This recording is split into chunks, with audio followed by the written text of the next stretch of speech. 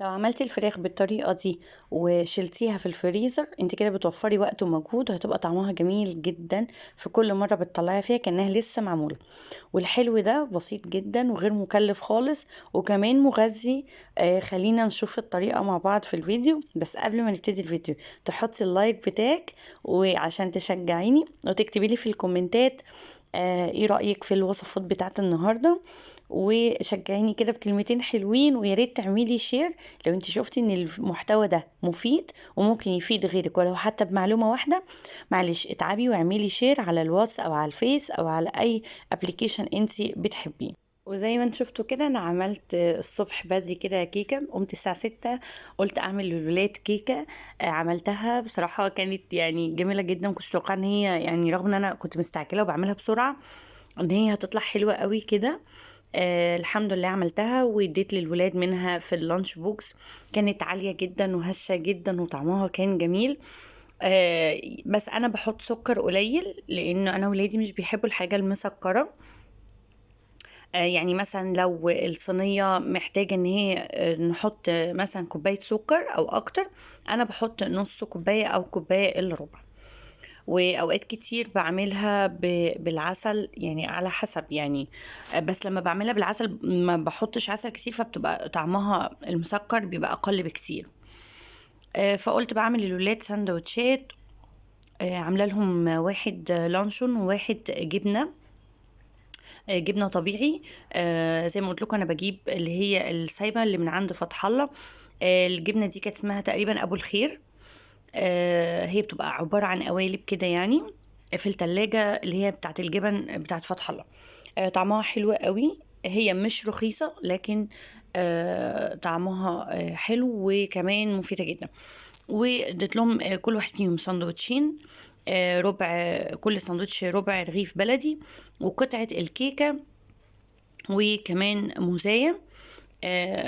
ده غير السلطة زي ما انتم شايفين كده خيار وطماطم وفلفل. بحاول يعني بقدر الإمكان إن أنا أديهم وجبة متكاملة. يعني فيها حاجة سناكس، فيها حلويات، فيها فاكهة.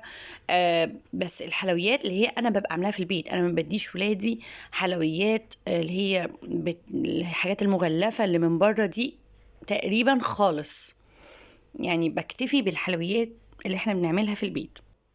والحمد لله بقى نزلتهم المدرسة وفوق أنا بقى لنفسي أعمل كده فطار رايق على مزاجي. عملت كوباية قهوة. قهوة باللبن وكمان بالكاكاو، يعني بحط معلقة قهوة معلقة كاكاو ولبن بالكمية اللي أنا يعني محتاجاها. وقلت كمان اكل معاه سندوتشين. ده عيش سن. بجيبه من الفرن اللي هي الآلي. وعملت جواه لانشون اللي هو البيتي اللي انا عاملاه والجبنه اللي انا بقولكم. يعني الساندوتشات تعتبر زي ما انا اديت للولاد، انا فطرت مع كوبايه القهوه. نيجي بقى ندخل على التقيل، الفراخ. مسكت الفراخ، انا جبت كيلو دبابيس وجبت كيلو اجنحه. سعر الدبابيس عندنا عاملة 55 وسعر الأجنحة عامل 30.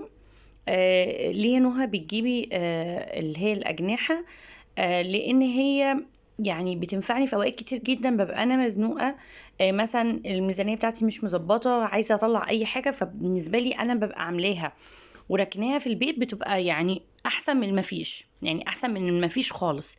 اول حاجة انا بحطها بسلقها. يعني انا سلقت الفراخ كلها بالتوابل.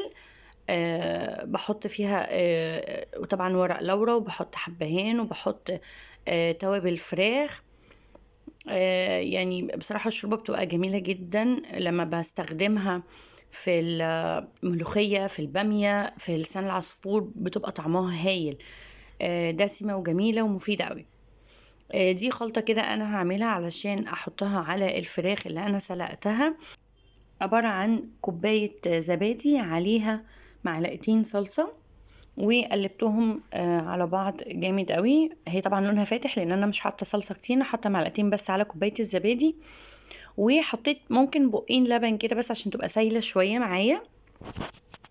هبتدي امسك قطعة قطعة، هغمزها في الخلطة دي وهرصها على الصينية بالشكل ده، وانا مولعة الفرن ومسخناه جدا على اعلى درجة حرارة عندي، وسايبه الفرن بقاله مثلا حوالي ربع ساعة عشان اول ما ادخلها يبقى الفرن سخن. لان انا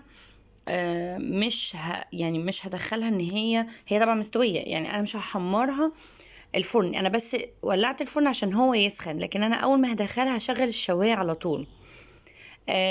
عملت كده فعلا، اول ما دخلتها شغلتها الشوايه عليها، مفيش، هي ما خدتش يعني ربع تلت ساعه كده بكتير قوي. ده لونها، لونها تحفة، طعمها تحفة، جميلة جدا. نقدر نستخدم منها زي ما احنا عايزين. احنا استخدمنا منها في غدا نفس اليوم، والباقي حطيته في علبة وشلته في الفريزر، وقت ما هحتاج هطلع. الأجنحة زي ما قلت والدبابيس دي بتنفعني جدا من وقت للتاني، لما بيكون الولاد ملهمش مزاج ان هم ياكلوا حاجة مثلا دسمة قوي او حاجة تقيلة او الكلام ده كله، ممكن اديهم حاجة خفيفة وتبقى صغيرة، لان انا ولادي اصلا ملهمش تقل على الفراخ. فمن وقت للتاني كده بحاول انوع. زائد بصراحة يعني دلوقتي انتوا عارفين الأسعار كلها غالية جدا، لازم الواحد يمشي أموره. يعني أنا بنصحك بلاش دايما تفكري تجيبي أغلى حاجة وأحسن حاجة، لأن أصلا الوقت ده مش بتاع الكلام ده خالص. يعني أنا عارفة في ناس كتير جدا متفهمة اللي أنا بقوله، وفي ناس تانية هتنتقد اللي أنا بقوله دوت. بس ما علينا، كل واحد طبعا يعني يشتغل بقناعته. دلوقتي بقى انا هعمل معاكم صنف حلو جميل قوي، وهي بطاطا. غسلتها وقشرتها وقطعتها حلقات زي ما انتوا شايفين كده، وحطيتها في الكيس الحراري وهدخلها الفرن. هحطها في صينية، والصينية دي هحط فيها شوية مية وهدخلها الفرن. على فكرة هي مش هتاخد وقت خالص، هتستوي اسرع من لما احنا نسيبها بقشرتها وندخلها نشويها في الفرن. وده هيوفر طبعا ان احنا نسيب الغاز شغال فترة طويلة. هعمل منها طاجن حلو قوي وسهل وبسيط. يعتبر حاجة حلوة وغير مكلفة. البطاطا انا جبت ال2 كيلو كان ب7 جنيه. وهعمل بقى الكريمة. هحط مكعبين زبدة وعليهم حوالي 4 معالق دقيق. هستنى لغاية ما الزبدة تسيح، وهحط 4 معالق دقيق وهسيبها تستوي شوية كده على النار، على نار هادية طبعا، علشان الدقيق ما يتحرقش مننا.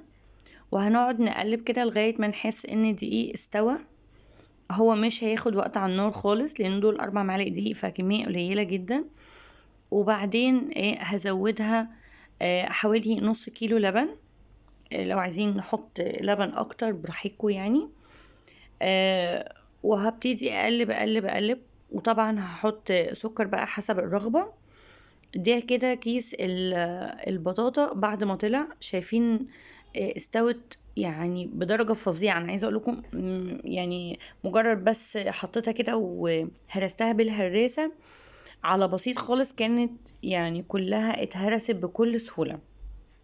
انا رشيت عليها شوية سكر بس قليلين مش كتير.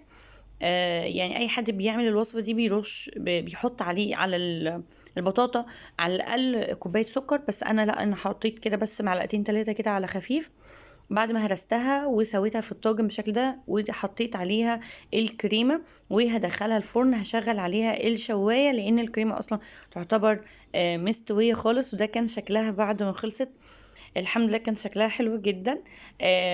احنا يعني انا استخدمت الطاجن دوت كعشاء في اليوم ده. انا ما عملتش عشاء لان هي تعتبر تقيله يعني مش خفيفه بسبب الكريمه. لكن لو بطاطا بس مش هتبقى طبعا تقيله. طبعا غرفت منها ليليا وللولاد ولباباهم. الولاد يعني مش عايزه اقول ان هي ما عجبتهمش قوي، علشان هما ما بيحبوش الحاجات التقيله. بس انا كان لازم اغير واعمل تنوع، وببقى مش عارفه هل هم هيحبوا الحاجه او لا، انا لازم اجرب. ودي نصيحتي ليكي. انتي لازم طول الوقت تجربي وصفات مختلفة، حتى لو انتي شاكة ان ممكن ما تعجبهمش، لا اعمليها برضو حتى لو مرة ممكن تعجبهم.